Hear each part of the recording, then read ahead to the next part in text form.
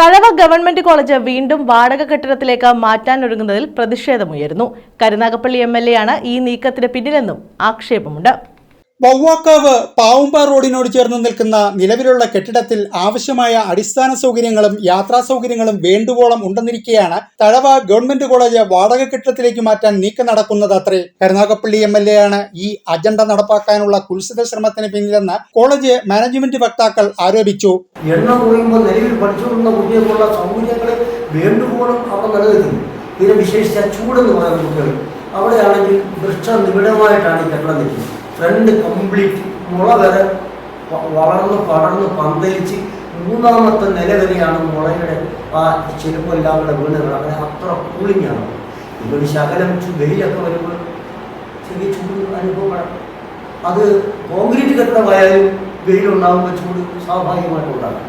ഇതല്ലാതെ ഞാനവിടെ എന്താ തെറ്റിദ്ധരി എന്തിനും പത്രത്തിൽ വഴിയും മറ്റ് ദൃശ്യമാധ്യമങ്ങൾ വഴി എന്നെ അപമാനിക്കുക ആക്ഷേപിക്കുന്നത് എന്താ?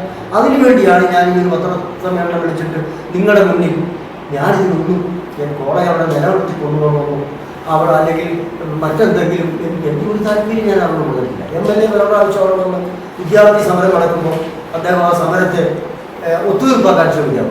കോളേജ് അനുവദിച്ചു കിട്ടിയപ്പോൾ കെട്ടിട സൗകര്യം ഇല്ലാത്തതിന്റെ പേരിൽ നഷ്ടപ്പെടാതെയും തഴവയിൽ തന്നെ നിലനിർത്തുവാനും അഹോരാത്രം പരിശ്രമിച്ചത് അന്തരിച്ച മുൻ MLA R രാമചന്ദ്രൻ, മുൻ പഞ്ചായത്ത് പ്രസിഡന്റ് ശ്രീലത, അമ്പിളിക്കുട്ടൻ, മുൻ block panchayat president advocate Sivaprasad, മുൻ പഞ്ചായത്ത് മെമ്പർ സലിം അംബിത്ര തുടങ്ങി മറ്റ് രാഷ്ട്രീയ സാമൂഹിക നേതാക്കളുടെയും അഭ്യർത്ഥനയെ മാനിച്ചാണ് നിലവിലുള്ള സ്കൂൾ കെട്ടിടവും സ്ഥലവും വിട്ടുകൊടുത്തത്.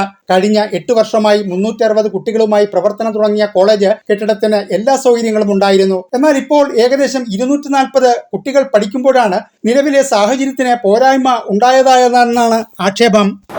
പല ഭാഗങ്ങളിൽ നിന്നുള്ള പ്രശ്നകാരണം സമരം ഉണ്ടാക്കുക, ആ സമരം പിന്നെ അത് ഒത്തുതീർപ്പാക്കുക.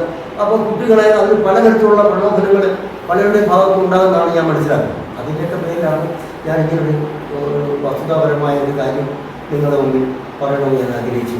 ഇന്നത്തെ പ്രത്യേക വിദ്യാഭ്യാസ സാഹചര്യത്തിൽ ആർട്സ് ആൻഡ് സയൻസ് കോളേജിൽ പഠിക്കാൻ കുട്ടികൾ കുറയുകയാണ്.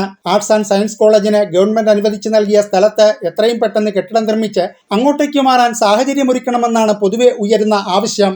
News bureau, Karunagappally.